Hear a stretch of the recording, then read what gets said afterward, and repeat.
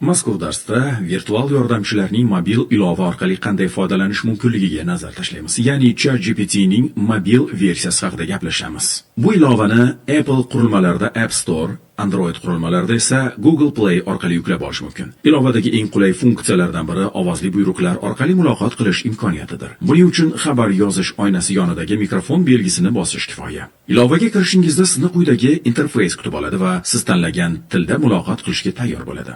Foydalanuvchi: salom ChatGPT. ChatGPT: salom. Bugungi kuningiz qanday o'tyapti? Foydalanuvchi: iltimos, chuqur o'rganish nima ekanligini juda sodda va tushunarli qilib, texnik atamalarsiz tushuntirib bera olasanmi? ChatGPT: albatta, chuqur o'rganish bu sun'iy intellektning bir turi bo'lib, u mashinalarga katta miqdordagi ma'lumotlar asosida qaror qabul qilishni o'rgatadi. Mashina ma'lumotlarni qayta ko'rib chiqish orqali qoliplarni anglab yetadi va shunga asoslanib to'g'ri yechimni tanlashni o'rganadi. Bu jarayon insonlarning tajribadan o'rganishiga o'xshaydi.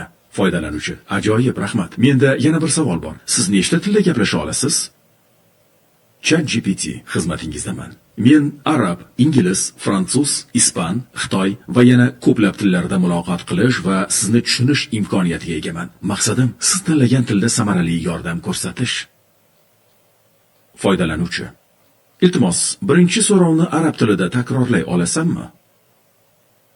ChatGPT: arab tilida javob beryapti guvoh bo'layotganingizdek.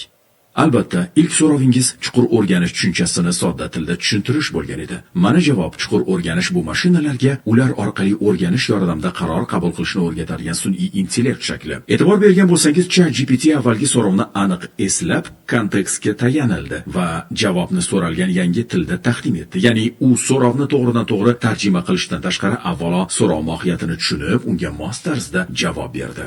Xulosa: endi biz qo'limizda mobil qurilmalar uchun shaxsiy virtual yordamchi borligini ko'rishimiz mumkin.